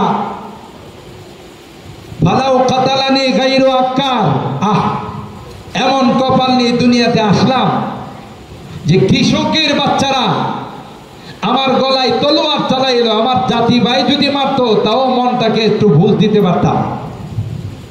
কৃষকের সন্তানরা আমাকে মারে। আল্লাহ কয় বেশি বাহাদুর ছিলে, বেশি বাহাদুরি আর অহংকার গর্ব করেছিলে, এই জন্য আমি আল্লাহ ছোট বাচ্চাদেরকে দিয়ে তোকে দুনিয়া থেকে বিদায় করার ব্যবস্থা করা। ঠিক কিনা বলেন? আমাদের সবচাইতে দুর্ভাগ্য হলো আমরা অতীতের ইতিহাস ভুলে যাই। আল্লাহ পাক যে কোরআনে কারিমে জানিয়ে দিয়েছেন, কুলিল্লাহুম্মা মালিকাল মুলক তুতিল মুলকা মান তাশা ওয়া তানজিউল মুলকা মিম্মান তাশা ওয়া তুইজ্জু মান তাশা ওয়া তুযিল্লু মান তাশা। সর্বময় ক্ষমতার মালিক, সব ক্ষমতার মালিক একমাত্র, কেবলমাত্র, শুধুমাত্র কে? জোরে বলতে হবে কে? কিন্তু আমরা সামান্য এক হাত দুই হাত জায়গার মালিক হয়ে মনে করি আমার মতো পাওয়ারফুল আর কেউ নাই। কথা কোন ঠিক কিনা? মনে করি আমার মতো পাওয়ারফুল আর কেউ নেই। অথচ অফাউকা কুল্লি বি ইলমিন আলিম, তোমার উপরে যে আরেকজনের কর্তৃত্ব আছে সেটা যখন তুমি ভুলে যাবে, তোমার মতো হতভাগার বদনসিব পৃথিবীতে দ্বিতীয় কেউ নেই। আল্লাহু আকবার। এই ইতিহাস যারাই ভুলে যাবে তাদের পরিণতি অত্যন্ত ভয়াবহ হবে। অতীতের ইতিহাস, বর্তমান ইতিহাস, কিয়ামত পর্যন্ত এই ইতিহাস থেকে আমাদের সবক নিতে হবে যে কেউ বাহাদুরি করে আল্লাহর জমিনে রক্ষা পাবে না। যখন আল্লাহ পাক ধরবে কেউ তাকে বাঁচাইতে পারবে না। তো ভাই, যে কথা আপনাদের খিদমতে আরজ করতেছিলাম, উলামায়ে কেরাম, এই যে আল্লাহ তাআলা বললেন ওয়া নাজআলাহুম আইম্মাতাও ওয়া নাজআলাহুমুল ওয়ারিসিন, ফেরাউনের এই নির্যাতন চলতে চলতে একটা পর্যায়ে পিঠ দেওয়ালে ঠেকে গেল। আল্লাহ পাক তখন বনি ইসরাইলকে জানাই দিলেন ওয়া নুরিদু আন নামুন্না আলাল্লাযীনা ইসতুদঈফু ফিল আরদ, জমিনের মধ্যে যারা দুর্বল অসহায়, আল্লাহ বলেন আমি তাদের উপরে ইহসান করব। ওয়া নাজআলাহুম আইম্মা, সমাজের নেতৃত্ব কর্তৃত্ব আমি আল্লাহ তাদের হাতে দিয়ে দিব। সুবহানাল্লাহ। ফেরাউনের বংশধরের কোনো খবর নেই। শেষ পর্যন্ত আল্লাহ তাআলা বনি ইসরাইলের হাতে কর্তৃত্ব দিলেন। কে দিয়েছেন? আল্লাহ পাক দিয়েছেন। এখানে আল্লাহ এই শব্দটা উচ্চারণ করেছেন ওয়া নাজআলাহুম আইম্মাতাও ওয়া নাজআলাহুমুল ওয়ারিসিন। এই জন্যে পৃথিবীতে যে নিজেকে যত বেশি ছোট মনে করবে তার মর্যাদা আল্লাহ তত বাড়িয়ে দিবে। যে যত নিজেকে বড় মনে করবে, মান তাকাব্বারা ওয়াদাআহুল্লাহ, অহংকার করবে, বাহাদুরি দেখাবে, আল্লাহ পাক তাকে তত নিচে নিক্ষেপ করবেন। ঠিক না বেঠিক? আমার নবী কত উপাধি, আল্লাহ তাআলা কত নাম দিয়েছেন, কিন্তু আল্লাহর হাবিবের কাছে সবচেয়ে বড় লকব, সবচেয়ে প্রিয় উপাধি ছিল আব্দুল্লাহ ওয়া রাসূলুহু। তিনি আল্লাহর বান্দা। তিনি বলেন আমি আল্লাহর বান্দা, আল্লাহর গোলাম। এটা প্রকাশ করতে আমার কাছে সবচেয়ে স্বাচ্ছন্দ্য বোধ হয়। সুবহানাল্লাহ। আল্লাহর হাবিব রাত্রি দাঁড়িয়ে আল্লাহর ইবাদত বন্দেগী করে, পা মোবারক ফুলে যায়, তাওয়াররামাত কাদামাহু। সাহাবায়ে কেরাম বলেন আল্লাহর পয়গম্বর এত মেহনত কি জন্য করেন? কদ গফারাল্লাহু লাকা মা তাকদ্দামা মিন যামবিকা ওয়া মা তাআখার। আল্লাহ পাক তো আপনার আগের পরের সমস্ত গুনাহগুলো maaf করে দিয়েছেন। কি জন্য এত কষ্ট করেন পয়গম্বর?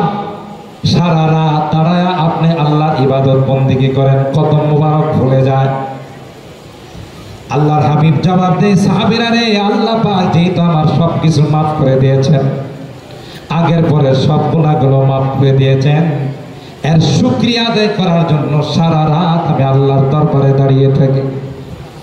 আফালা আকুনা আবদান শাকুরা, আল্লাহর শুকরগুজার বান্দা হওয়ার জন্য আমি যেন আল্লাহর বান্দাদের দফতরের মধ্যে একজন শুকরগুজার, বান্দা হিসেবে আমার নামটা লিখাইতে পারি। এই জন্য সারা রাত আমি আল্লাহর দরবারে দাঁড়িয়ে থাকি, আমার নামটা যেন আল্লাহর বান্দাদের লিস্টির মধ্যে আমার নামটা উঠে যায়। আর এই জন্যে সারা রাত আমি দাঁড়িয়ে থাকি। আমার ভাইরা, যারা যত বিনয়ী হয় আল্লাহ পাক তাদেরকে তত বেশি উপরের মর্যাদা দিয়ে দেন। হযরতে বেলাল হাবশী রাদিয়াল্লাহু তাআলা, হাবশী গোলাম ছিলেন, কালো গোলাম, আবার তার চেহারাটা ছিল কালো, ঠোঁটগুলো ছিল মোটা, মাথার চুলগুলো ছিল কোঁকড়ানো। আল্লাহ পাক হযরতে বেলাল হাবশী রাদিয়াল্লাহু তাআলা ওর মর্যাদা এত বাড়িয়ে দিয়েছেন, এত বাড়িয়ে দিয়েছেন, হযরতে বেলাল জমিনের মধ্যে চলাফেরা করে আর আল্লাহর জান্নাতের মধ্যে তার পায়ের আওয়াজ শোনা যায়। আল্লাহর হাবিব বেলালকে বলেন, বেলাল, এ বেলাল, এত উপরে তোমার মর্যাদা কি করে চলে গেল? হযরতে বেলাল ডাক দিয়া কয়, ওগো আল্লাহর পয়গম্বর, আমি হয়তো ওযুর পরে 2 রাকাত নামাজ পড়ি, মসজিদে ঢোকার পর 2 রাকাত নামাজ পড়ি, আমার আল্লাহ হয়তোবা আমার এই নামাজটাকে কবুল করে আমাকে এই সুন্দর মর্যাদার মালিক বানিয়েছে। তাওয়াজুর কারণে, বিনয়ের কারণে। এই জন্য আল্লাহর হাবিব বলেন, ইরহামু মান ফিল আরদি ইয়ারহামুকুম মান ফিস সামা। জমিনওয়ালাদের উপর তুমি দয়া করো, রহম করো, আসমানের মালিক তোমার উপর রহম করবে। বুখারী শরীফের মধ্যে আসে, একজন বেশ্যা নারী রাস্তা দিয়ে যাচ্ছি, গরমের মৌসুম, পানির পিপাসায় পুকুরে কুয়ার নিকট বসে বসে হাঁপাইতেছি, জিহ্বাটা বের করে পানির জন্য কাতরাচ্ছি। বেশ্যা নারী রাস্তা দিয়ে যাচ্ছে, কুকুরের পাশে দিয়ে যাচ্ছে, তার মায়া হলো, হায় হায়, কুকুরটাও তো আল্লাহর সৃষ্টি, আল্লাহর প্রাণী। তাই পায়ের চামড়ার মোজা খুলে ওড়নাটাকে রশি বানাইয়া ওই কূপের মধ্যে তার মোজাটা নিক্ষেপ করে দিল, দিয়ে ওখান থেকে কিছু পানি সংগ্রহ করে ওই নিকৃষ্টতম প্রাণী কুকুরের মুখের মধ্যে পানি দিতে দেরি হয়, আসমান থেকে আওয়াজ আসতে দেরি হয় না, এরে বান্দি, তুমি আমার সৃষ্টির উপর দয়া করেছ, আমি আল্লাহ তোমার উপর দয়া করে তোমার জীবনের গুনাহগুলো মাফ করে দিলাম। এ মুসলমান, আমি আমার আলোচনায় বলি, ওমা খালাকতুল জিন্না ওয়াল ইনসা ইল্লা লিয়াবুদুন। আল্লাহ পাক বলেন, মানব আর দানবকে আমি সৃষ্টি করেছি আমার ইবাদতের জন্য, না না, শুধু ইবাদতের জন্য না। উলামায়ে কেরাম, মুফাসসিরিনে কেরাম তার তাফসীর করেন, লিয়ারিফুন, আল্লাহকে চেনার জন্য। শুধুই যদি ইবাদতের জন্য আল্লাহ বানাইতেন তাইলে আল্লাহর ইবাদত করার জন্য ফেরেশতার কোনো অভাব নাই। জোরে বলুন ঠিক কিনা? অগণিত অসংখ্য ফেরেশতা আল্লাহ পাক বানাইছেন, যেই ফেরেশতা সিজদার মধ্যে আছে আজীবন সিজদায় পড়ে থাকবে, যেই ফেরেশতা রুকুর মধ্যে আছে আজীবন রুকুর মধ্যে পড়ে থাকবে, যেই ফেরেশতা বসার মধ্যে আছে, জালসার মধ্যে আসে আজীবন জালসার মধ্যে থাকবে। সুতরাং আল্লাহর ইবাদতের জন্য শুধু আমাদেরকে বানায় নাই, ইবাদতের জন্য ফেরেশতার অভাব নাই, আজীবন রুকু আর সিজদার মধ্যে পড়ে থাকবে। তাইলে মানব আর দানবকে আল্লাহ কি জন্য বানাইলেন? মানব দানব বানানোর একমাত্র কেবলমাত্র কারণ হলো একজন আরেকজনের পাশে দাঁড়াবে, একজন আরেকজনের সুখে দুঃখে তার সঙ্গে শেয়ার করবে, বিপদে আপদে তার পাশে দাঁড়িয়ে তারকে সাহায্য করবে। আর এই জন্যই আল্লাহ পাক মানব আর দানবকে বানিয়েছেন। বুখারী শরীফে খুলে দেখুন, বাবু কাইফা কানা বাদুল ওয়াহির মধ্যে আল্লাহ পাকের হাবিব যখন ওহী নিয়ে হেরা গুহার থেকে যখন আসতেছিলেন, আম্মা জান আয়েশা সিদ্দিকা রাদিয়াল্লাহু তাআলা আনহাকে যখন আম্মা জান খাদিজাতুল কুবরা রাদিয়াল্লাহু তাআলা আনহা কে যখন আল্লাহর হাবিব বলেছিলেন, জাম্মিলুনি জাম্মিলুনি, এ খাদিজা আমাকে কম্বল দিয়ে তুমি জড়িয়ে ধরো, লাকাদ খাশিতু আলা নাফসি, যে চাপ আমি খেয়েছি আর যে এক আকৃতি আমার সামনে পেশ হয়েছে আমি জীবনে দেখি নাই, আমার ভয় হচ্ছে আমি বোধহয় মারা যাব। আম্মা জান খাদিজাতুল কুবরা রাদিয়াল্লাহু তাআলা আনহা কি জবাব দিয়েছিলেন আল্লাহ হাবিব? কি কাল্লাম ওয়াল্লাহি মা ইউখজিকাল্লাহু আবাদা, না না না, আল্লাহর কসম করে আমি বলতে পারি আপনার মতো মহামানবকে আল্লাহ পাক কোনোদিন অপমানিত করবেন না। কেন? তার কারণ বলেছিলেন, ইন্নাকা লাতাসিলুর রাহিম ওয়া তাকসিবুল মাদুম ওয়া তাকরিজ যায়ব ওয়া তুঈনু আলা নওয়াইবিল হক। ওগো পয়গম্বর, আপনার মধ্যে যে বৈশিষ্ট্যগুলো আছে, আপনি মানুষের সেবা করেন, বিপদে মানুষের পাশে গিয়ে আপনি দাঁড়ান, দুর্যোগ আসলে মানুষকে আপনি সহায়তা করেন, বিপদে পড়লে মানুষকে আপনি সান্ত্বনা দেন পয়গম্বর। আর এই বৈশিষ্ট্যগুলো যার মধ্যে আছে, আমার দিলে কর আল্লাহ পাক তাকে কোনোদিন কোনো সময় তাকে অপমান করবেন না। মুহাদ্দিসিনে কেরাম লেখেন, আম্মা জান আল্লাহর হাবিবের ওই বৈশিষ্ট্যের আলোচনা করেছেন, ওই গুণগুলোর আলোচনা করেছেন যেগুলো সামাজিক মানুষের খেদমতের সাথে জড়িত। এই জন্য আল্লাহ পাক আমাকে আপনাকে শুধুই ইবাদত বندگির জন্য বানান না, আগে একজন আরেকজনের পাশে দাঁড়াবে, বিপদের পাশে গিয়ে সান্ত্বনা দিবে, দুর্যোগের সময় তাকে বিভিন্নভাবে সহায়তা করবে। আর এই জন্যই আল্লাহ পাক রব্বুল আলামিন আমাকে আপনাকে বানাইছেন। दर्द दिल के वास्ते पैदा किया इंसान को, दर्द दिल के वास्ते पैदा किया इंसान को, वरना ताअत के लिए कुछ कम न था करो बया। মানুষ মানুষের জন্য, আর এই কথায় আল্লাহর হাবিব বলেন, ইরহামু মান ফিল আরদ ইয়ারহামুকুম মান ফিস সামা। এই ইমামদের জামাত, উলামাদের জামাত, আমি তো অনেক সময় আমার মাহফিলে বয়ানে বলে থাকি যে উলামায়ে কেরামদেরকে লক্ষ্য করে, যে আলেম উলামাদেরকে কটাক্ষ করে কখনো বলা হয় তো এরা রাজাকার, এরা মওলুবাদ, এরা জঙ্গিবাদ, এরা সন্ত্রাসী। আমি আমার বয়ানে বলি, আল্লাহর কসম করে যদি বলি, উলামায়ে কেরাম যদি ইংরেজদের বিরুদ্ধে সংগ্রাম না করতেন, তাহলে আজকে আমরা এই স্বাধীন বাংলাদেশ আমাদের নসিব হতো না। আমাদের আকাবের, আমাদের দেওবন্দির উলামায়ে কেরাম নিজের জান বাজি রেখে ইংরেজদের বিরুদ্ধে সংগ্রাম করেছেন, তাই ভারত উপমহাদেশ ইংরেজদের হাত থেকে মুক্তি অর্জন করেছে। ভারত উপমহাদেশ হয়েছে তো পাকিস্তান হয়েছে, পাকিস্তান হয়েছে তো পূর্ব পাকিস্তান, পশ্চিম পাকিস্তান হয়েছে, পূর্ব পাকিস্তান হয়েছে তো স্বাধীন বাংলাদেশ হয়েছে। কথা বলেন ঠিক কিনা? তাইলে স্বাধীনতার মূলে, স্বাধীনতার গোড়ায় যদি আমরা ইতিহাস তালাশ করি, সেখানেও দেখা যাবে উলামায়ে দেওবন্দের অবদান সবচেয়ে বড় অবদান ছিল। কথা বলেন ঠিক কিনা? আল্লামা রিয়াসত আলী পিচনুরি রাহিমাহুল্লাহ, তিনি তার তারানায়ে দারুল উলুমের মধ্যে একটা জায়গায় এই ইতিহাসের কথাই উল্লেখ করেছেন যে দেখো, আজকে তোমরা স্বাধীনতা নিয়ে মনে করো তোমাদের অর্জিত স্বাধীনতা না, গোড়াতে তালাশ করো, ইতিহাসের গভীরে যাও, তখন তোমরা পাবে এই স্বাধীনতার পিছনে উলামায়ে দেওবন্দের অবদান ছিল। इस्लाम के इस मरकज से हुई तकदीस आया आजादी की। দারুল উলুম দেওবন্দির দিকে ইঙ্গিত করে বলা হচ্ছে যে ইসলামের এই কেন্দ্র থেকে সর্বপ্রথম স্বাধীনতার আওয়াজ উঠেছে। সুবহানাল্লাহ।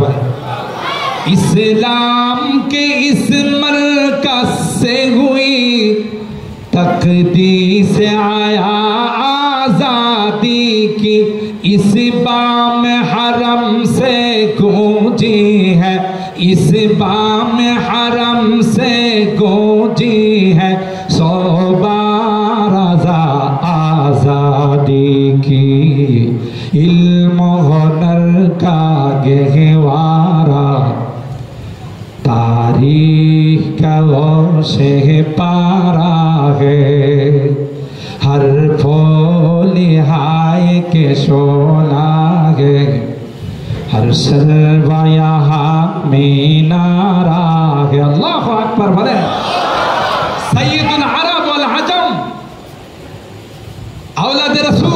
হযরত হুসাইন আহমদ মাদানী রাহিমাহুল্লাহ, তার থিওরি ছিল, তার নজরিয়া ছিল, লজিক ছিল, পাকিস্তান আলাদা রাষ্ট্র হয় নয়, ভারত উপমহাদেশ, পাকিস্তান, বাংলাদেশ, ভারত একসঙ্গে থাকবে।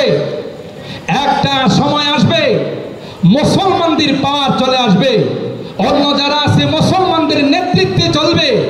কিন্তু আমাদের বুঝের অভাবের কারণে আমরা ভারত ভেঙে পাকিস্তান বানিয়েছি, পাকিস্তান ভেঙে আবার বাংলাদেশ হয়েছে। যে কারণে আজকে যারা বিজাতিরা তারা আমাদের উপরে পাওয়ার খাটায়, হযরত হুসাইন আহমদ মাদানী রহমতুল্লাহ আলাইহির ওই তরিকা যদি, ওই স্লোগান যদি আমরা তখন পালন করতাম, তাহলে আজকে আমাদের দিকে কোনো বিজাতিরা তাকানোর সাহস পাইত না। এই তো আমাদের থিওরিগত ভুল ছিল, সেই জন্য আজকে এই অবস্থা হয়েছে। শাইখুল আরব আল আজম আওলাদে রাসূল হযরত হুসাইন আহমদ মাদানী রাহিমাহুল্লাহ, তিনি রণাঙ্গনে গিয়ে যুদ্ধ করেছেন, যার দরুন আজকে আমরা স্বাধীন বাংলাদেশের মতো নিয়ামত পেয়েছি। এখনো আল্লাহর কসম করে যদি বলি, আমি হানেস হব না, এদেশের বিরুদ্ধে যদি কেউ চোখ কান নায়া তাকায়, এদেশের এক এক ইঞ্চির মাটির জন্য যদি কেউ চ্যালেঞ্জ করে, এই চ্যালেঞ্জের মোকাবেলা করার জন্য সর্বপ্রথম যারা মাঠে নামবে আর হলো হক্কানি উলামায়ে কেরাম। কারণ এদের কোনো বিশ্বের কোনো রাষ্ট্রে তাদের কোনো সেকেন্ড হোম নাই, দ্বিতীয় কোনো বাড়ি নাই, সুইস ব্যাংকে তাদের কোনো টাকা নেই, এরা এদেশেই জন্মাইছে, এদেশেই তাদের জন্ম, এদেশেই তাদের বড় হওয়া। কখনো যদি এদেশের মাটির জন্য লড়তে হয়, সর্বপ্রথম রক্ত দেওয়ার জন্য উলামায়ে কেরাম ময়দানে ঝাঁপিয়ে পড়বে। আপনারা দেখুন, এই যে ফেনী, নোয়াখালী, চট্টগ্রাম, সিলেট যে বিশাল বন্যা হয়ে গেল, সবচাইতে বেশি মানুষের পাশে যারা দাঁড়িয়েছেন এরা হলো হক্কানি উলামায়ে কেরাম। কথা বলেন ঠিক কেন? তাইলে কোন স্বার্থে, কোন কারণে দেওবন্দি উলামায়ে কেরামদেরকে, হক্কানি উলামায়ে কেরামদেরকে স্বাধীনতা বিরোধী বলো, রাজাকার বলো, মৌলবাদ বলো? বুঝা গেল আসলে তারা মৌলবাদ নয়। চোর যখন ধরা পড়ে যায় তখন সবচেয়ে বড় আওয়াজ দেওয়া ডাক দিয়ে কিন্তু চোরে। কথা বলেন ঠিক কিনা? গ্রামগঞ্জে যখন চুরি করতে আসে চোরে, তখন দেখবেন মানুষের গন্ডির ভিতরে যখন পড়ে যায়, তখন চোর কিন্তু সবচেয়ে চোর গলায় চোর চোর বলে আওয়াজ করে। আজকে বোঝা গেছে বর্তমান সময়ে যে আসলে রাজাকার কারা, আসলে স্বাধীনতা বিরোধী কারা, যারা দেশ ছেড়ে দেশ থেকে পলায়ন করে, এরাই হলো আসলে রাজাকার। আর দেশের মধ্যে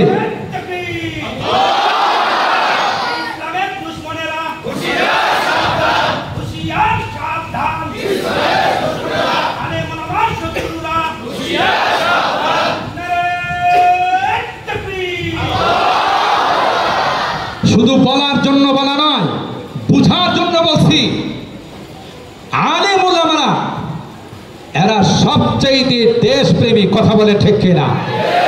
দেশের মানুষের যখনই কোনো দুর্যোগ আসে, দেশের মানুষের যখনই কোনো বিপদ আসে, সবার আগে যারা দাঁড়ায়, সবার আগে সহযোগিতার হাত যারা বাড়ায়, এরা হলো নায়েবে রাসূল ওয়ারাসাতুল আম্বিয়া হযরতে উলামায়ে কেরাম। কথা বলে ঠিক না বেঠিক? আপনাদের ইমাম উলামা পরিষদ তার ব্যতিক্রম নয়। এরাও শুধুই যে ইমানের খেদমত করে যাচ্ছে, দ্বীনের খেদমত করে যাচ্ছে তা নয়। যখনই কোনো অসহায়, বিধবা, গরিব, কোনো দুর্যোগে মানুষ নিপতিত হয়, এই সংগঠন কায়েম করার পিছনে এটা একটা মহৎ উদ্দেশ্য যে মানুষের যখনই দুর্যোগ আসবে, বিপদে পড়বে, তখন বিপদে মানুষের পাশে দাঁড়ানো। কারণ এটা অনেক বড় ইবাদত যে মানুষের জন্য মানুষের পাশে দুর্যোগের সময় তাদের পাশে দাঁড়ানো, এটা অনেক বড় ইবাদত। আর এই জন্যেই আল্লাহ তাআলা মানব আর দানবকে সৃষ্টি করেছেন, শুধুমাত্র ইবাদতের জন্য আল্লাহ সৃষ্টি করেন নাই। কথা বলেন ঠিক কিনা? সম্মানিত সুধী, এই উলামায়ে কেরাম, ইমাম উলামা ঐক্য পরিষদ এখানে কায়েম করার পিছনে তাদের একটি মহৎ উদ্দেশ্য হলো, যেমনিভাবে ইমানের খেদমত করে যাবে, তেমনি ভাবে যত অনিসলামিক কার্যকলাপ আছে সমাজে যেন কোনো রকমের কোনো গুনাহ আর নাফরমানির আল্লাহর গজবের কোনো কাজ যেন হতে না পারে, এটা উলামায়ে কেরামের দায়িত্ব, আল্লাহ প্রদত্ত দায়িত্ব, নবী প্রদত্ত দায়িত্ব। আর আমরা যারা মুসলমান আছি, ইমানদার আছি, আমাদের কর্তব্য হলো তাদের পাশে থেকে তাদেরকে উৎসাহিত করা, তাদেরকে সহযোগিতা করা। কথা বলেন ঠিক না বেঠিক? কারণ যেই সমাজে, যেই দেশে, যে এলাকাতে গুনাহ হয়, ওই এলাকায় ওই দেশে আল্লাহর গজব নেমে আসে। কথা বলেন ঠিক কিনা? কারণ ওয়াইয়াকা ওয়াল মাসিয়া ফাইন্না বিল মাসিয়াতি হাল্লা সাখাতুল্লাহ। আল্লাহর হাবিব যে কয়টা উপদেশ দিয়েছিলেন এর মধ্যে একটা গুরুত্বপূর্ণ উপদেশ ছিল ওয়াইয়াকা ওয়াল মাসিয়া, সাবধান, কোনো গুনাহ করা যাবে না। কেন? গুনাহ করলেই আল্লাহর গজব জমিনের মধ্যে নেমে আসে। ঠিক না বেঠিক? এই গুনাহ থেকে জাতিকে ফেরানোর জন্য হযরতে উলামায়ে কেরাম, আইম্মায়ে মাসাজিদ, খুতাবায়ে মাসাজিদ এটা আল্লাহ প্রদত্ত দায়িত্ব পেয়েছেন, আল্লাহ প্রদত্ত অধিকার পেয়েছেন। তারা যখন আপনাদেরকে গুনাহ থেকে বারণ করার জন্য আপনাদেরকে যখন বলবে, হয়তোবা সাময়িক আপনাদের কষ্ট লাগবে। ইমামদের জামাত, উলামাদের জামাত, যেই বাড়িতে বিবাহ শাদী হয় দেখা যায় ওখানে গান বাজনা, বাদ্যযন্ত্র, গায়ে হলুদ, গায়ে মরিচের নামে যত অশালীন কাজ হয়, হয় না? হয় না? আপনাদের এদিকে মনে হয় না? গায়ে হলুদের নামে যত বেহায়ামি, যত অশ্লীলতা, যত নোংরামি আছে সবগুলো হয়। মুসলমানের বিয়ে শাদীর শুরুতে যদি বেহায়াপনা হয়, অশ্লীলতা হয়, এই বাচ্চা কোনোদিন আল্লাহ ওয়ালা হতে পারে না। এই পরিবার থেকে যে সন্তান আসবে এটা এরশাদ সিকদার হবে, কালা জাহাঙ্গীর হবে, টুকাই সুমন হবে, মুরগি মাসুদ হবে, ঐশীর মতো বদমাশ হবে। কথা বলেন ঠিক না? কারণ গোড়া যে নষ্ট করে দিয়েছেন আপনি, গোড়া দিয়ে নষ্ট করে দিয়েছেন, গান দিয়া যে এটা আবিষ্কার করছেন। কথা বলেন ঠিক কিনা? এই জন্য বহু এলাকায় আলহামদুলিল্লাহ যুবকরা সংগঠন করে করে এলাকার মুরব্বীদেরকে নিয়ে এই সকল বেহায়াপনার থেকে একটা গায়ে হলুদের নামে, আমি সাথে গায়ে মরিচ লাগাই। এই জন্য আরিফ বিন হাবিব সাহেব একদিন বললেন যে এই শব্দ তার শুনলাম না। আমি বললাম, মানুষ নাচে কখন? যখন কোনো না কোনো দিক দিয়ে তাকে কোনো কিছু লাগায় খোঁচা দেওয়া হয়। কথা বলেন ঠিক কিনা? যখন ডেস্কের সামনে এইভাবে নাচানাচি শুরু করে বোঝা গেল শয়তানে তাকে খোঁচা দিছে, মরিচ লাগাইছে। কথা বলেন ঠিক কিনা? এই জন্য আগে বলি গায়ে মরিচ, এরপরে গায়ে হলুদ। কথা বলেন ঠিক কিনা? এগুলো সব শয়তানের কাজ। মুসলমানের বিয়ে শাদীতে কোনোদিন নাফরমানি হতে পারে না। আর এটা যদি হয়, অন্য মুসলমানদের দায়িত্ব হলো তার থেকে এই এলাকার মানুষকে, এই পরিবারের মানুষকে বারণ করা। আর তা যদি না করেন, যখন গজব আসবে আপনাকে সহ গজবে নিপতিত হতে হবে। কথা বলেন ঠিক কিনা? আলহামদুলিল্লাহ আমাদের ইমাম ওলামা পরিষদ, আমি আসার পর তাদের যে কার্যক্রম, এই যে ফেনীতে বন্যা হলো, এখান থেকে আপনাদের কাছ থেকেই আপনারা সহযোগিতা করেছেন। ইমাম ওলামা পরিষদের ওলামায়ে কেরামের একটা একটা দল আপনাদের এই আমানতগুলোকে অসহায় মানুষের কাছে পৌঁছে দিয়ে আসছেন। এটাও একটা অনেক বড় খেদমত। এবং এই ইমাম ওলামা পরিষদের অনেকগুলো টার্গেট, এর মধ্যে কোনো অনিসলামিক কার্যকলাপ যেন এই এলাকার মধ্যে, আমি আগেই বলেছিলাম এই আপনাদের এলাকার নামটা তো একটা আল্লাহ প্রদত্ত অনেক বড় নিয়ামত। কথা বলেন ঠিক কিনা? কারণ নিয়ামতপুর কত নাম কত জায়গায় আছে, আমরা উচ্চারণও করতে পারি না। আর এই নামটা হলো নিয়ামতপুর, ইসলামের নিয়ামত, ওলামাদের নিয়ামত, ইমামদের নিয়ামত, খতিবদের নিয়ামত, হাফিজদের নিয়ামত দিয়া আল্লাহ তাআলা এই পুরা থানাটাকে ভরপুর করে দিয়েছেন। আলহামদুলিল্লাহ বলে আমাদেরকে এই নিয়ামতের কদর করতে হবে। কি করতে হবে ভাই? বলুন কি করতে হবে? বিরোধিতা নয়, সহযোগিতা। কথা বলেন ঠিক কিনা? ওলামায়ে কেরামদের বিরোধিতা নয়, কারণ ওলামায়ে কেরামদের কাছে এমন অস্ত্র আছে, যদি বিরোধিতা করেন আপনি টের পাবেন না কোন দিক দিয়ে শেষ হয়ে গেছেন। এখন হয়তো মনে মনে ভাবতে পারেন এই তো তাদের মৌলবাদ, জঙ্গিবাদ, হুজুরি তো বলে গেল এদের কাছে অস্ত্র আছে। এদের অস্ত্রটা হলো অগ্নিয়াস্ত্র নয়, আদ-দুআ সালাহুল মুমিন, দোয়া হলো মুমিনদের সবচাইতে বড় হাতিয়ার। কথা বলেন ঠিক কিনা? হযরত মুফতি আমিনী রহমাতুল্লাহি আলাইহি অনেক বক্তব্যের মধ্যে তিনি একটু মজা করে বলতেন, মিয়া সাহেব আলেম ওলামাদেরকে দুর্বল মনে করেন না, টুপির নিচে বারুদ আছে। সুবহানাল্লাহ। টুপির নিচে কি আছে? বারুদ আছে। যে রুহানি শক্তি উলামায়ে কেরাম রাখেন, নায়েবে রাসূলরা যে রুহানি শক্তি রাখে, আপনার হাজার অস্ত্র এই রুহানি শক্তির সামনে দাঁড়াইতে পারবে না। হাজার অস্ত্র পারবে না। কোরআনের সূরা নামল খুলে দেখুন কি রুহানি শক্তি। অনেক লম্বা ঘটনা। হযরত সুলাইমান আলাইহিস সালাম যখন বিলকিসের সিংহাসন উপস্থিত করার জন্য বলেছিলেন, ইফরিতুম মিনাল জিন, একজন জিন বলেছিল, আনা আতিকা বিহি ক্বাবলা আন তাকুমা মিন মাকামি, আমি জাহাপনা আপনার এই সিংহাসন আপনি বসার থেকে দাঁড়ানোর আগে আগে পেশ করে দিতে পারব। ওয়া ইন্নী আলাইহি লাকাবিয়্যুন আমিন। হযরত সুলাইমান পয়গম্বর বলেছিলেন, এর চেয়ে আরো দ্রুত গতিতে কেউ পারবা কিনা, কারো কাছে এরকম শক্তি আছে কিনা? সুবহানাল্লাহ বলেন।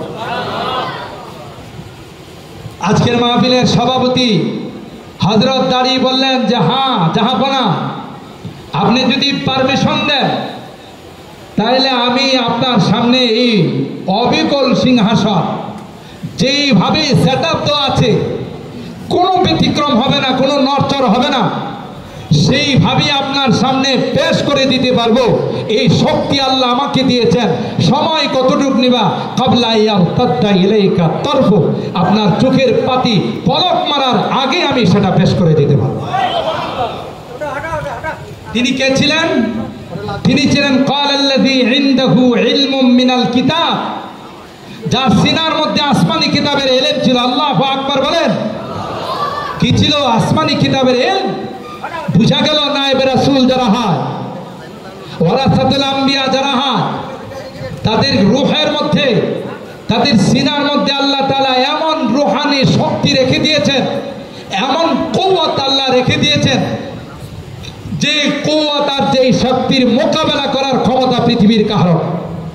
কিন্তু নায়েবে রাসূল আল্লাহর হাবিবের কাছ থেকে সে আখলাক আর আদর্শ পেয়েছেন যে তোমার সঙ্গে যদি কেউ খারাপ আচরণ করে, ইদফা বিল্লাতি হিয়া আহসান ওয়া ইযা খাতাবাহুমুল জাহিলুনা ক্বালু সালামা, তোমাদের সঙ্গে যদি কেউ খারাপ আচরণ করে তোমরা সালাম দিয়ে চলে আসো, তোমরা তার সঙ্গে ভালো আচরণ করো। সালমান কাতাকা ওয়া আফু আম্মান যালামাকা ওয়া আহসিন ইলা মান আসাআ ইলাই। এই আদর্শ আল্লাহ নবী আমাদেরকে শিখিয়ে গিয়েছেন। এই জন্য মুফতি আমিনী রহমাতুল্লাহ আলাইহি বলেন, ওলামায়ে কেরাম যখন হাত উঠাবে আল্লাহর দরবারে, এই হাত উঠাইতে দেরি হবে, আল্লাহর আরশ পর্যন্ত যাইতে দেরি হবে না। ঠিক কিনা বলেন? ভাই আমার সময় শেষের দিকে চলে আসছে, এই জন্য আমি আপনাদেরকে যে বিষয়গুলো অনুরোধ করে বলে যাব, দুনিয়াতে যে যাকে ভালোবাসবে পরকালে তার সঙ্গে তার হাসর। আলমারউ মা মান আহাব্বা।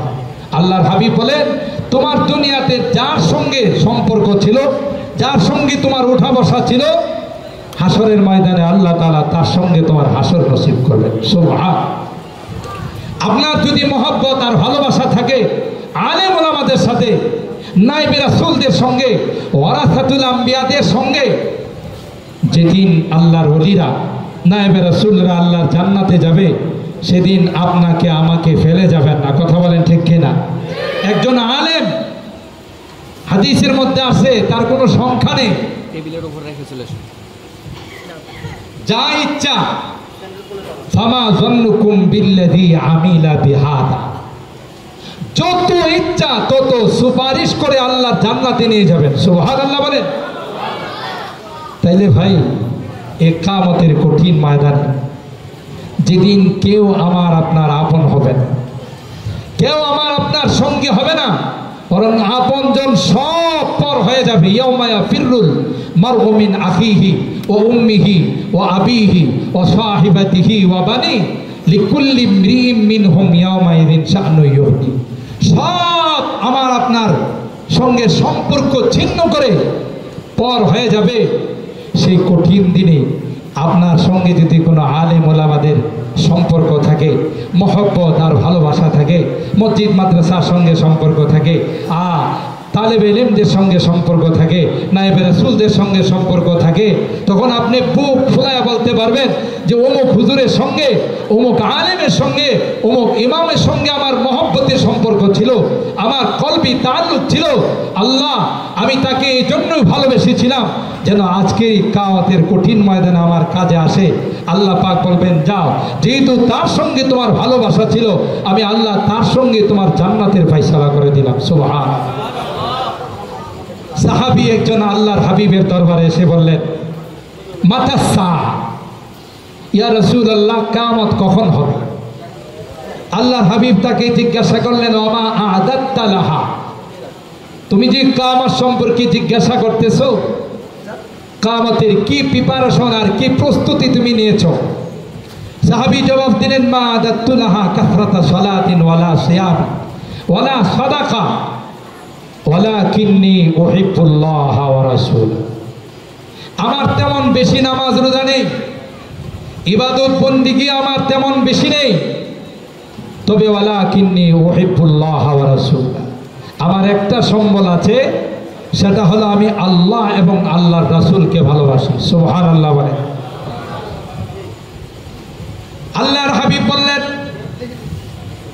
সাহাবী, যদি তুমি সত্যই বলে থাকো আল্লাহ এবং আল্লাহর হাবিবকে তুমি ভালোবাসো, তাইলে আমি তোমাকে জানান দিলাম, আলমারউ মা'a মান আহাব্বা, আনতা মা'a মান আহবাবতা। দুনিয়াতে যে যাকে অন্তর দিয়ে ভালোবাসবে, কিয়ামতের কঠিন ময়দানে তার সঙ্গে আল্লাহ তাআলা তার হাসর নসিব করে দিবেন। আমি এখানে আপনাদের একটি কথা বলে যাই, ভালোবাসা দুই রকম আছে, একটা হলো অন্তর দিয়ে ভালোবাসা, আরেকটা হলো উপরে উপরে ভালোবাসা। উপরে উপরে ভালোবাসা, দিল দিয়া ভালো না বাসা, মহব্বত না করা, এটা হলো মুনাফিকদের খাসলত, মুনাফিকদের চরিত্র। অন্তর দিয়ে ভালোবাসা, এটা হলো ইমানদারদের চরিত্র, মুসলমানদের বৈশিষ্ট্য। কোরআনে কারীমের সূরা তাহরীমের মধ্যে আল্লাহ পাক দুইটা ভালোবাসার দৃষ্টান্ত দিয়েছেন। হযরত নূহ পয়গম্বর, তিনি জালিলুল কদর পয়গম্বর ছিলেন, অথচ নূহ পয়গম্বরের স্ত্রী তিনি ছিল একজন কাফেরা। নূহ পয়গম্বরের সন্তান ছিল বেঈমান, হযরত লূত পয়গম্বরের স্ত্রীও ছিল বেঈমান। আর এদিক দিয়া বিশ্ব সন্ত্রাস ফেরাউন, তার স্ত্রী ছিল হযরত আসিয়া। তিনি ফেরাউনের স্ত্রী হওয়া সত্ত্বেও অন্তর দিয়ে ফেরাউনকে ভালোবাসে নাই, অন্তর দিয়ে ফেরাউনকে মহব্বত করে নাই। আর এই দিক দিয়া নূহ পয়গম্বরের স্ত্রী হওয়া সত্ত্বেও, লূত পয়গম্বরের স্ত্রী হওয়া সত্ত্বেও পয়গম্বরকে অন্তর দিয়া ভালোবাসে নাই, পয়গম্বরকে অন্তর দিয়া মহব্বত করে নাই, পয়গম্বরের ঈমান তারা গ্রহণ করে নাই। আল্লাহ কোরআনে কারীমের মধ্যে বলেন, দারাবাল্লাহু মাসালাল লিল্লাযীনা কাফারু ইমরাতা নূহিন ওয়া ইমরাতা লূত কানাতা তাহতা আবদাইনি মিন ইবাদিনা সালিহাইনি ফাখানাতাহুমা ফালাম ইউগনিয়া আনহুমা মিনাল্লাহি শাইআ ওয়া কিলা দুখুলান নারা মা'আদ দাখিলিন ওয়া দারাবাল্লাহু মাসালান লিল্লাযীনা আমানু ইমরাতা ফিরআউন ইয ক্বালাত রাব্বি বিনিলি ইনদাকা বাইতান ফিল জান্নাহ ওয়া নাজ্জিনি মিন ফিরআউনা ওয়া আমালিহি ওয়া নাজ্জিনি মিনাল কওমিল যালিমিন। আল্লাহ বলেন, তোমাদের সামনে দৃষ্টান্ত পেশ করলাম, নূহের স্ত্রী হয়েও, লূত পয়গম্বরের স্ত্রী হয়েও এরা বিনা হিসাবে জাহান্নামে যাবে। নাউযুবিল্লাহ বলে। এত বড় পয়গম্বরের স্ত্রী হওয়া সত্ত্বেও পয়গম্বরের সঙ্গে ঘর সংসার করছে, পয়গম্বরের কাছ থেকে তাদের সন্তানাদি দুনিয়াতে আসছে, তারপরও আল্লাহ বলেন বিনা হিসাবে জাহান্নামী। পয়গম্বরকে ভালোবাসে, অন্তর দিয়ে ভালোবাসে না। যদি অন্তর দিয়ে ভালোবাসতো তাইলে পয়গম্বরের ধর্মটা নিজের ধর্ম বানাইতো। এদিক দিয়া হযরত আসিয়া ফেরাউনের মতো এত বড় জালেম, যে নিজেকে খোদা দাবি করেছে, আসিয়া রাহিমাহুল্লাহ। আসিয়া ফেরাউনের ঘরের মধ্যে ছিল, ফেরাউনের ঘর সংসার করেছে, কিন্তু ফেরাউনকে অন্তর দিয়া ভালোবাসে নাই। এই জন্য আল্লাহ পাক আসিয়ার জন্য দুনিয়াতে জান্নাতের মাকামটা আল্লাহ দেখাই দিয়েছে। শেষ কথা, এই ভালোবাসাটা, মহব্বতটা, এটা হতে হবে কলবি মহব্বত, অন্তরের মহব্বত। কথা বলেন ঠিক না বেঠিক? আমরা আলেম ওলামাদেরকে যতদিন বেঁচে থাকবো অন্তর দিয়ে মহব্বত করবো, ইনশাআল্লাহ বলেন, ইনশাআল্লাহ বলেন। হাত তুলেন, হাত তুলেন, হাত তুলেন। লিল্লাহে তাকবীর, লিল্লাহে তাকবীর। আল্লাহ তাআলা আমাদের হাতগুলো কবুল করুন, আমিন বলুন। আলেম ওলামাদের পরামর্শ নিয়ে আমরা প্রতিটি কাজ আঞ্জাম দিব ইনশাআল্লাহ। দুনিয়াতেও সফলতা, পরকালেও সফলতা, ঠিক না ঠিক? আল্লাহ পাক রব্বুল আলামিন আমাদের বাকি জীবনটা ওলামায়ে কেরামদের পরামর্শ নিয়ে, ওলামায়ে কেরামদের মহব্বত আর ভালোবাসা নিয়ে বাকি জীবনটা আমাদেরকে অতিক্রম করার তৌফিক দান করুন, আমিন বলুন। দুনিয়াতেও লাভবান হব, পরকালেও লাভবান হব ইনশাআল্লাহ। আমাদের আজকের মাহফিলের মধ্যমণি হযরত ইতিমধ্যেই আমাদের স্টেজের মধ্যে আসতেছেন। আমি আগেই আপনাদের খেদমতে আরজ করেছি, যার এক একটা কথা এক একটা মানুষের জীবনের হেদায়েতের জন্য যথেষ্ট। অনেক বড় বড় বুজুর্গ আল্লাহ ওয়ালাদের যিনি সোহবত পেয়েছেন,